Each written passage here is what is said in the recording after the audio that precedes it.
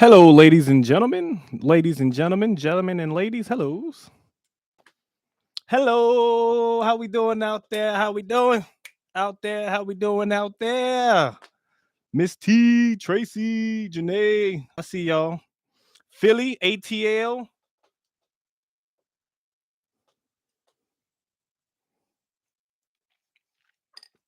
How we doing out there? How are we? How are we feeling? Are we surviving for everyone who's currently doing the fasting challenge? How y'all feeling? How you doing, Matthew? I see you, Matthew. Shout out to you, man. North Carolina, come on and raise up. Take your shirt off. Keep your shirt on. Fine and wine. Hey, that's what I like to hear. Oh, this is not water. This is actually my only meal of the day, which is fruit. Um, just fruit. Just fruit. Strawberries. But actually, y'all seen the video that I have on my channel, the little short that I made. That's exactly what that is. It's my only meal of the day. And I've been up since 7 a.m. 7 a.m. Hey, sweet one. I'll give like an extra 2 minutes for some of the stragglers, but I'm not gonna penalize the ones who decided to get here on time. So I get up late. 7 a.m. That's 12 hours ago. I've been up for 12 hours. I done been to the gym. I've been working. I've been up for 12 hours so far. Oh, that's 7 a.m. is late? What? You call that late? Okay, okay, okay. All right. 7 a.m. is late. 7 a.m. is late. Maybe I'll get up earlier. I'll get up at 5 a.m. 5 a.m. Okay. Well, the thing is, like, I work from home, so I don't necessarily have to like go on like a commute to work. But the thing is, okay, check this. I don't go to sleep until like maybe 1 or 2. Like I'm staying up 1 or 2, and then I wake up at 7. So technically, what, 6 hours of sleep? Man. But y'all probably go to sleep a little earlier than me, so you know, which is all good. But the thing is, like, I'm a night owl and I'm an early bird. Like I can stay up super late, but I can wake up super early. Hello, Kimberly. Y'all up? Oh man, appreciate y'all. I appreciate y'all staying up late for me. I appreciate y'all. I know y'all a little sleepy. Y'all probably drained of all your energy since the fast is currently going on. But hey, to everyone who's currently going through the fast, pat yourself on the back. You did it. What day are we on? Day 3? We're on day 3. So hey, keep at it. Keep at it. Keep going strong. Even if you stumble just a teensy weensy, pat yourself on the back.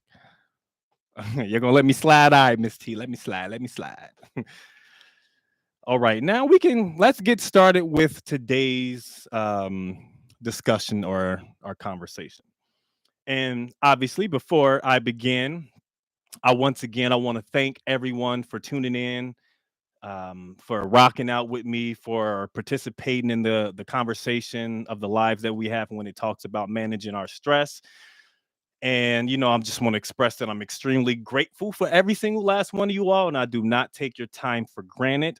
And so I'm gonna, I'll speak for roughly 30 to 45 minutes, whatever I'll try to keep it between that time slot. I don't want to abuse anyone's time. I definitely want to make sure we're staying on schedule. And shalom, shalom, Andrea.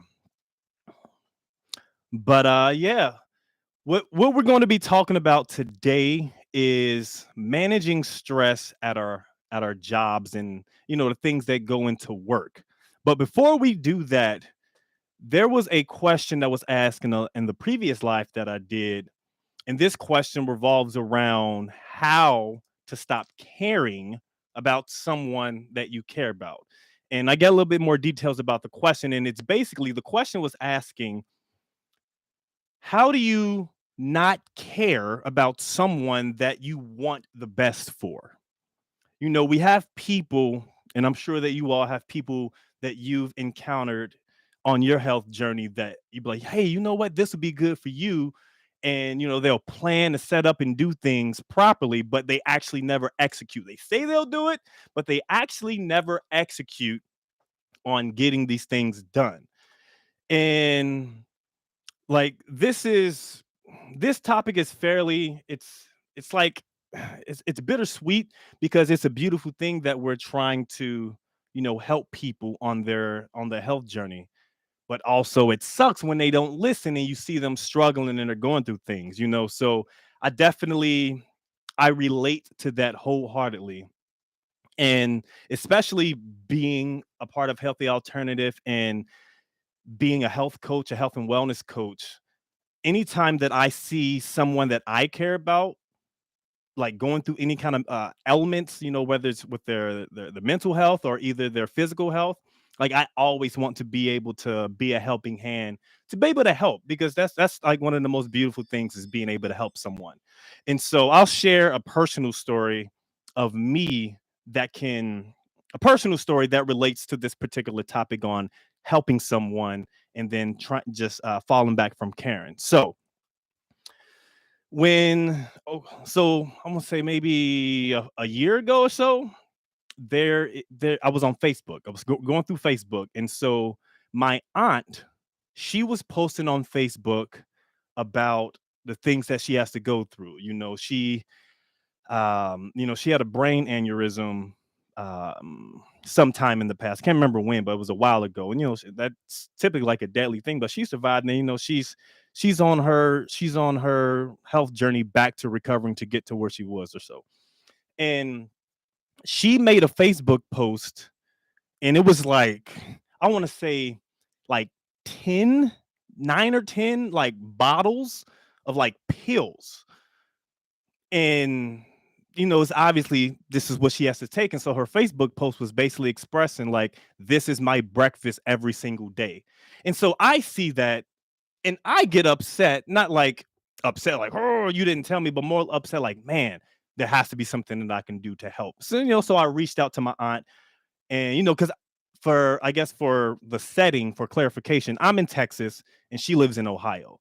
I'm originally from Ohio, but I live in Texas now. And so our communication is going to be through social media or so. And so I can't actively be there, as much as I would like.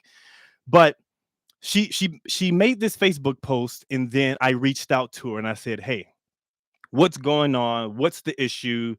And she told me what was going on. She's dealing with fibroids, she has depression, and she was just telling me everything that she was going through. And I was like, "Okay, that's fine." I said, "Here's what we're going to do."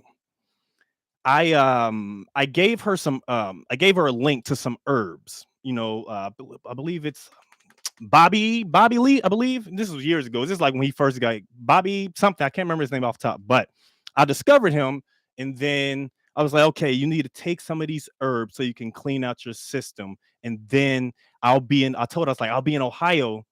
I'll be in Ohio next month. And so when I'm down there, we can talk more in detail and I can help you out through the process. And she's like, oh, thank you, and all this. And she was expressing gratitude to me and everything.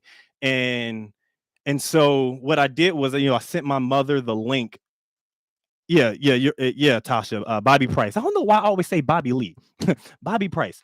Um, but I sent her that link or whatever, and so and also I sent my mom the link. I was like, okay, give this link, give it to your sister, and then from there we'll work on steps to help reverse some of the issues that she's going through, because no one should have to wake up and just see bottles like orange bottles with labels and just be that's your life. Like that should not be the reality that we live. And so those type of things kind of burn my heart. And so when I finally a month passed and I got down to Ohio, and so I'm there. She already knows I'm there. My mom told her that I'm coming, and then there came an opportunity for us to link up. And I was like, okay. I messaged her on Facebook, or I had my mom reach out to her because they're much more closer.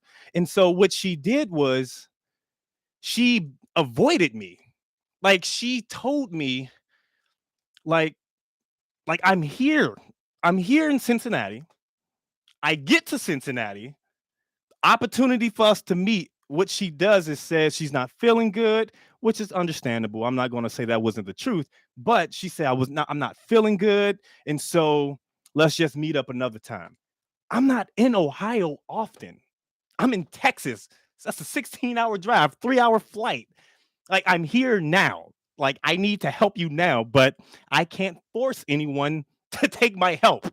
I can't force you to take my help, you know? And so what I did anyway was I gave her, like, I drove over to her house and I left Chris's book. You know, Chris's book, if y'all haven't checked it out, a Metamorphosis or by Chris James.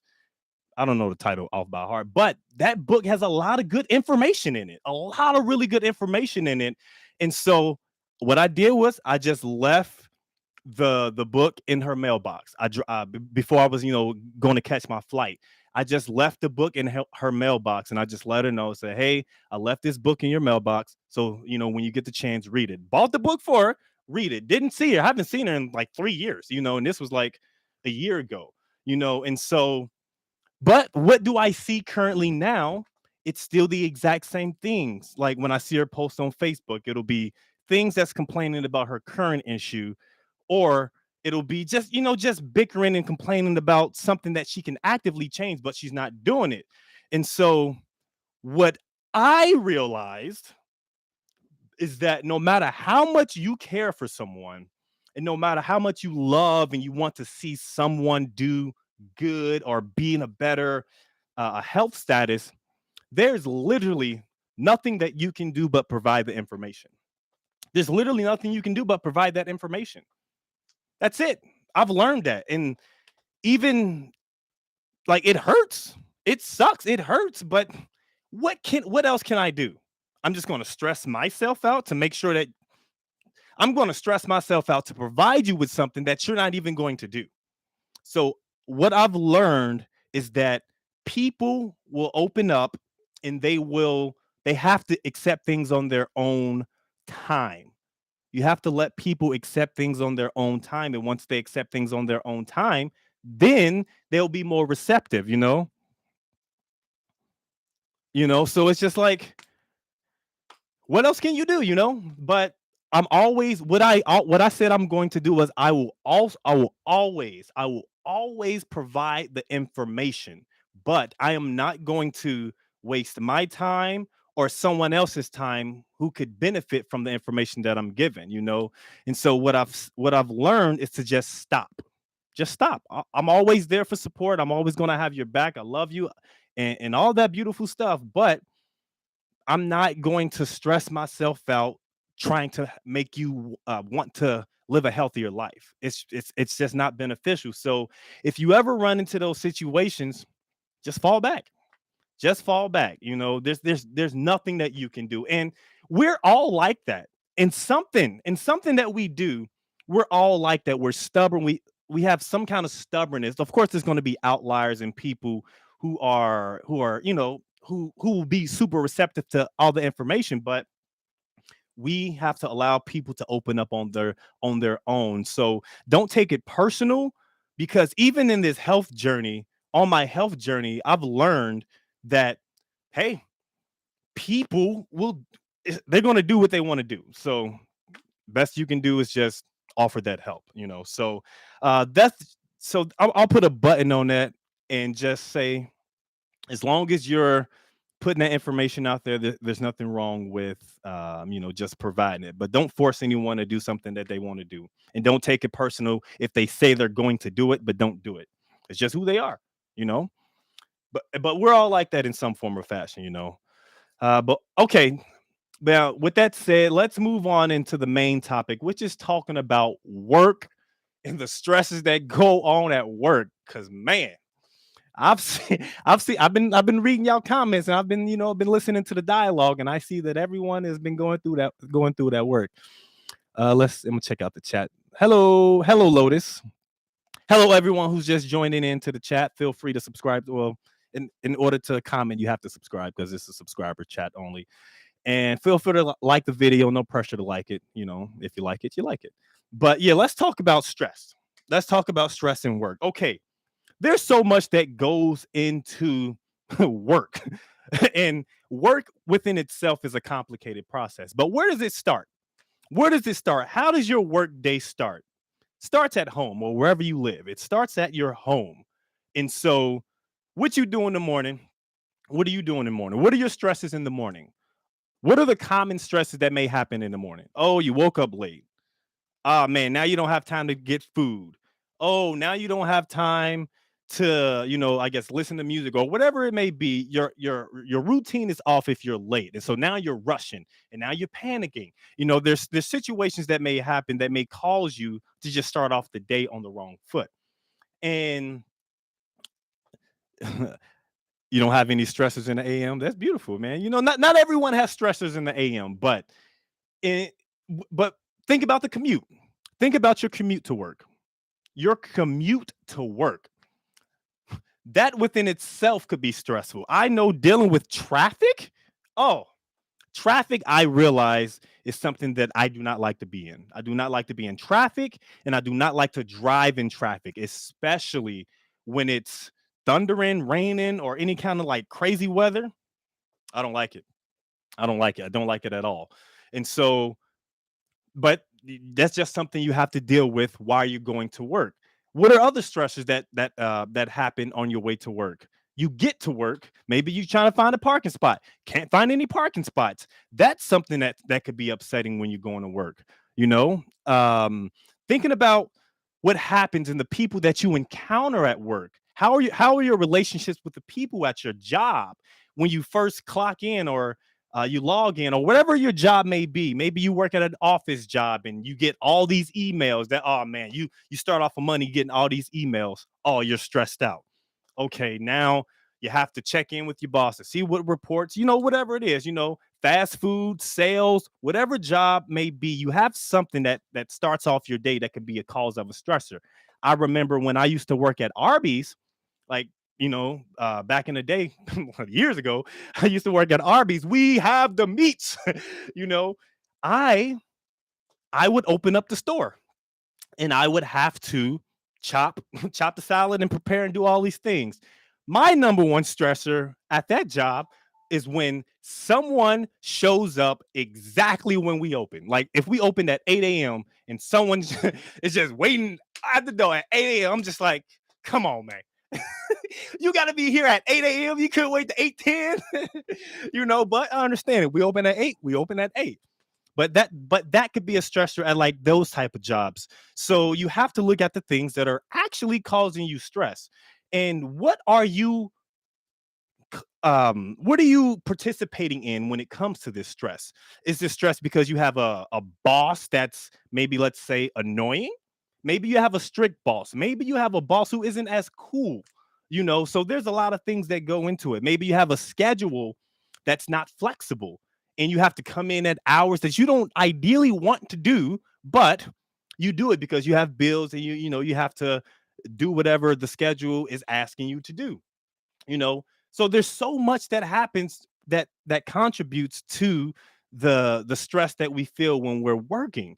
And there's a lot of what organiz the culture that you're in at your job. Maybe you're in a lax culture and you don't necessarily come from a culture, a work culture that's super professional. Maybe you're a super professional person. You went to college, got all your degrees, and you're very elegant in the way that you approach things. But you're working at a place that doesn't care about all this professional stuff, and it seems like it's more chaotic, and things are out of your control. And when things are out of your control, that is a recipe to cause you stress. And nursing jobs, a lot of people are nurses. Nurse jobs, man, that sounds like it's an environment for stress. And you have to be aware of the things that go into causing stress. If you get a lot of emails, you want to probably just focus on emails and not do anything else. And one thing that we often do at work, which is like the epitome of causing stress, is that we multitask. Do you realize multitasking Doing multiple things at one time, checking emails, communicating with Susan, um, checking your time. Oh, when you got to go to lunch. Oh, don't forget this report. It's multiple things happening. Oh, and you have a meeting in about 30 minutes, and you still have to get this done by a particular deadline. So you have so many things that you're doing more than one thing at one time, and that is causing you stress. But there's so many things that we could do to remedy the stress that we're going through. And depending on your job, even having job security, feeling like, man, if you make a mistake, I'm going to get fired. If I do something wrong, someone's going to yell at me. If something doesn't go your way or a project you're responsible for, now you're thinking about all the variables that's within this project, and now that's adding stress because not only do you need to complete this particular project on time, you got people that are depending on you, so that's a lot of pressure that we're ultimately just putting on ourselves.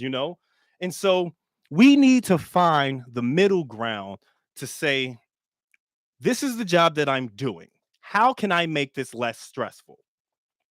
But that's why I'm here. We can talk about these solutions. I'll check some of the comments now just so I don't miss anything. See what y'all talking about. Icy nerds, work with middle schoolers. Oh, you work with middle schoolers. Woo, kids are beautiful. Kids are beautiful. Teach 5-year-olds all while being underpaid. Hey, that's one of the biggest things. Being underpaid, like, I guarantee a lot of the stress that we take on, if we were getting paid, like accurately paid for the jobs that we do, oh man. Because honestly, if I can go off script a little bit, I can keep it real with y'all. I honestly think that teachers and people who mold the minds of our youth and our children, they should be the ones that are paid like athletes. They are the ones that should be paid like entertainers and actors in theater and people who are in Hollywood. Why? Because they're molding the minds of our next generation. Um, but yeah, I mean that's another topic, but I still feel like, they're undervalued. Um, but what are some of the solutions that we can do? What are some of the solutions that we can find? How can we find solace when it comes to the jobs that we're doing? Because unless we're creating our own and we're just unless we're creating our own, we have to acquiesce to what's happening in the job in the job market or at the job that we're currently at. So you have to set the tone for your day. You have to set the tone for your day. And the day starts in the morning. And what I normally do when I start my day is I like to listen to music. I like to listen to music, and I get so tedious as the alarm clock sound, the sound of my alarm when I wake up. It's music that I actually enjoy. Like, no one wants to wake up to no, we can't do that. That's annoying. So you gotta wake up. I'm assuming that you all use your cell phone for a timer. I know I do. I mean, I still have the old school clock because it's just what I'm used to. But I use my cell phone because more options to the sound. So yes, set your alarm clock for a song that you enjoy, whatever it may be. You know, it could be a Beyonce song. It could be your favorite theme song on a HBO series. It could be whatever it may be. Make that your alarm song. And also, how many of you actually do affirmations? Like when you wake up? I know someone mentioned meditation, prayer, and things of that nature, but that's also a form of affirmations. How often do you say affirmations when you wake up? Because what you say to yourself is going to play a part in how you treat yourself throughout the entire day. So you have to set the tone for the day. Like I set the tone for my day, making sure the my room is clean, making sure my home is clean before I leave because I do not want to come home to a messy crib. That's going to throw me off. I need that. So, wake up listening to the music that I enjoy, make sure everything is clean, making up my bed and doing the little small tasks. Like these little small things, it sets the tone more than you actually realize. They Because they build up. It's a compound effect. it's a compound effect. And so doing these small things will benefit you in the long run. So after maybe I don't eat breakfast anymore. I haven't eaten breakfast in like years. So just sip some water. I know some people like to drink coffee. So, whatever your morning routine is, do that. But, I would also suggest start getting off of coffee, because it's addictive. It's addictive. So start trying to wean yourself off of coffee. But, drink water and then make sure that your clothes are properly laid out. Make sure your clothes are properly laid out. You can do that the night before. Already know what you're going to wear. Maybe if you have a job that requires a uniform, it's not as intense, but knowing what you're going to wear, that's one less stress that you have to worry about in the morning. You don't have to go through, oh man, what am I going to wear? And, because maybe something happened. Maybe your phone died and, there's just one step that's going to, prevent you from being late. So have your outfit already ready. Stay prepared. Stay prepared, socks, shoes, all that. Socks, shoes, have it laid out. Make every day of going to work like the first day of school. Y'all know how y'all was on the first day of school. You had the outfit laid out. You was like, I'm about to shut them down today, So yes, do all that stuff, that will allow you to have an exciting day. And that's before you even left out the house. You haven't even left the house yet. And your day is already starting off good. Now, now you drive to work. Now, there's things that you can listen to while you're driving, and you can ignore the traffic. You can ignore people. You can ignore the hustle and bustle that happens while you're driving. And if you didn't have time to do any kind of meditations or affirmations during work, before work, do it during your commute. Because I've actually done this. Like when I had to go into the office, my job was like 45 minutes away from where I live.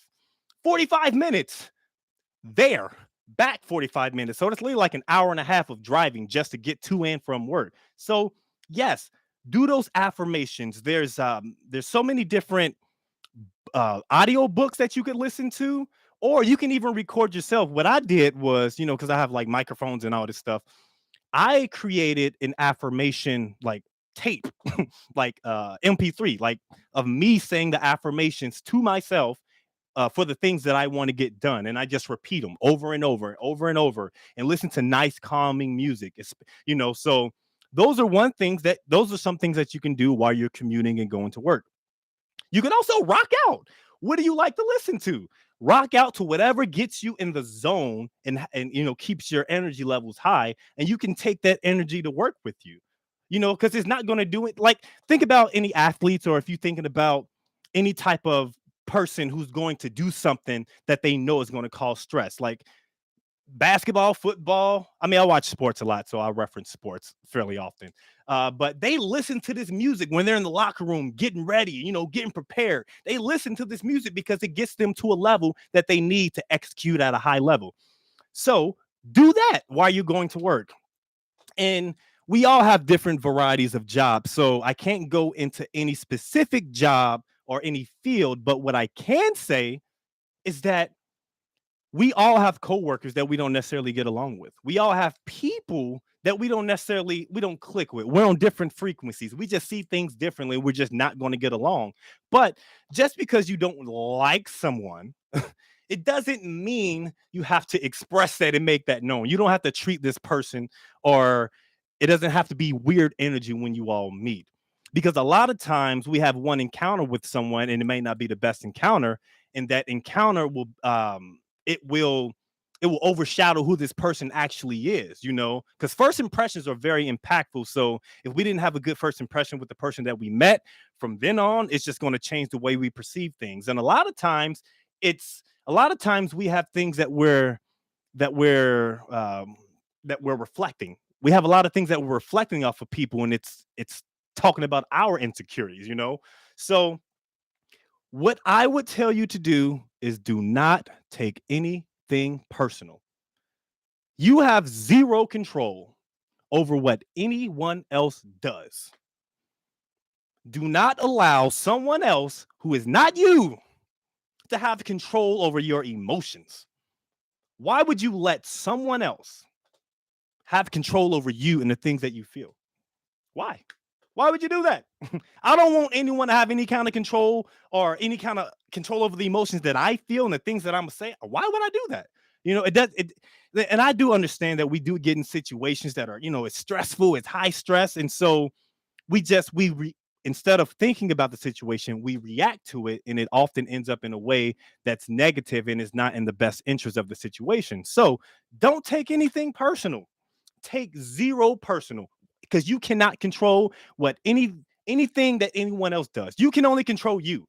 You can only control you. If you get upset at someone, get upset at yourself and not the other person. And honestly, I wouldn't even suggest getting upset at yourself.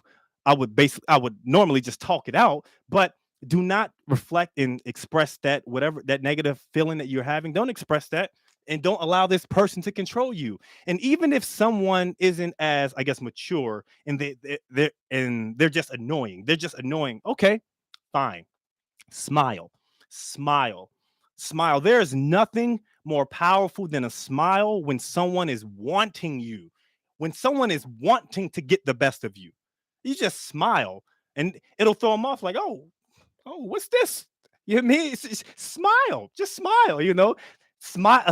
Even if you don't want to smile, because a lot of times we don't want to smile. We just be having a mean mug, and I had to learn that. Like I used to mean mug some of my bosses, like, I don't get paid enough to be dealing with this.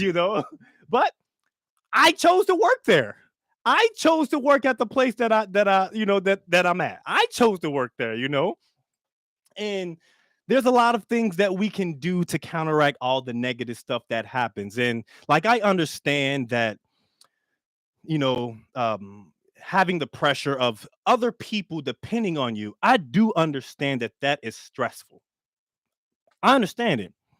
And being able to alleviate those stressors without putting it on someone else or taking that stress home, you have to find a proper outlet. Let's say you go straight from your job. You go from your job, and then you go from traffic and back to your crib, and then you have to take care of your children. You have other people that you have to take care of. Those kids or those people that you're around, they are going to pick up on that stress. They are going to. It's just a natural part of life. Like, people, there's energy. We feel the energy when someone's not in the best mood. So you have to make sure that you're setting yourself up in a position where you're not bringing that stress home. Leave work at work. I know a lot of people, they work, they go home, think about work, like, oh man, I got to get this done, and no. Once you're finished with work, you're done. It's especially if you work for a corporation or a company where you're irreplaceable, because they don't really care about you. They care about what you can do for them. So why should you bring all that, the emails, and Becky who's annoying you, and Tommy who's just doing things that annoy you? Don't bring it home. Do not bring that bad boy home. Do not bring it home, because the job isn't going to bring your personal issues back, to their home. They're not going to do it. So do not bring, if you work for someone else or you work for a company or a business, do not bring that bad boy home. I couldn't think of any other names, Becky. Yeah, I mean, all that. So don't bring it home. I had some notes, but I didn't even go off any of my notes. I was just speaking from the heart. Okay. Yeah. And also, what I want you all to do is do your best. Do your best. Do your best. A lot of times we do get upset because we're like, man, I could have did this better. But all in everything that you do, just do your best. If you did your best and someone still isn't okay with it, that's a them issue. That's not your issue. You did the best you could do. Like, what more do you want from me? Like, what more do you want? I gave you my best. And if you're still upset at that, that's on you. So as long as you're doing your best, you know that whatever is happening, you're not the cause of it.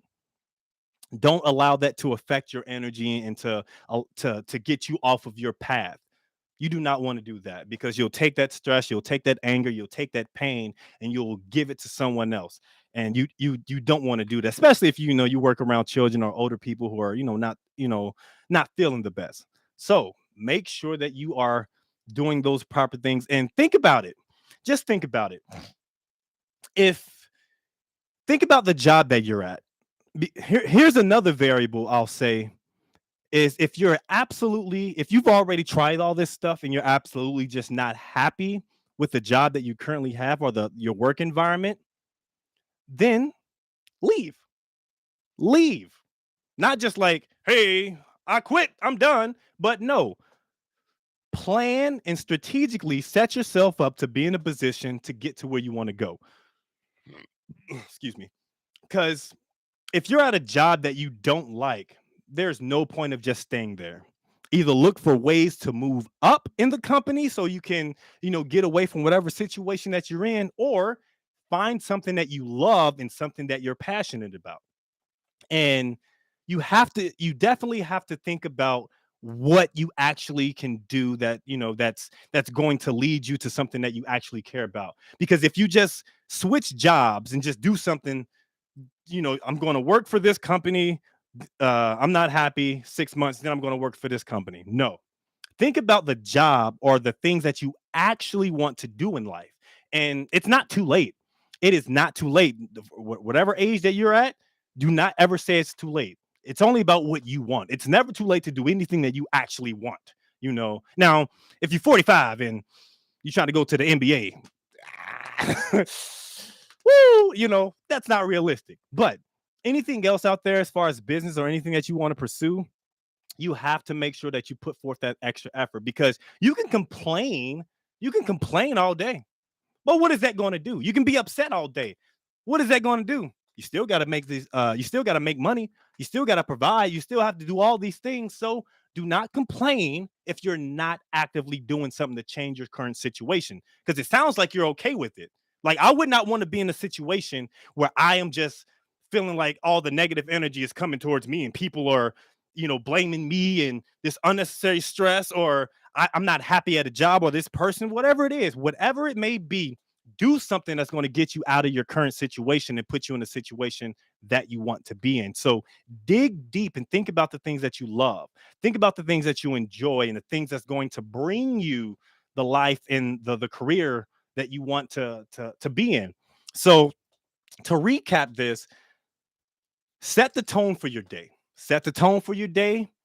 Do not take anything personal, because you are a reflection. It's basically a reflection. Do not take anything personal, and make sure that you are absolutely doing your best. If you're doing your best, that's all you have to worry about, and that's all you have to focus on. You don't have to focus on anything that has nothing to do with you. Let me read the chat to see if I'm missing any questions. If y'all have any questions, feel free to leave them in the chat. And let's see. Spirits are transferable. Yep.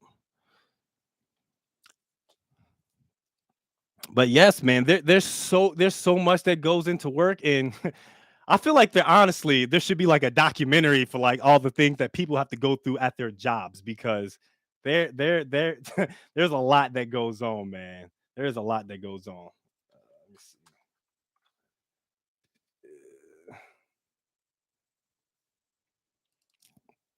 But okay, I think that's all the information we have for that. But what I do want to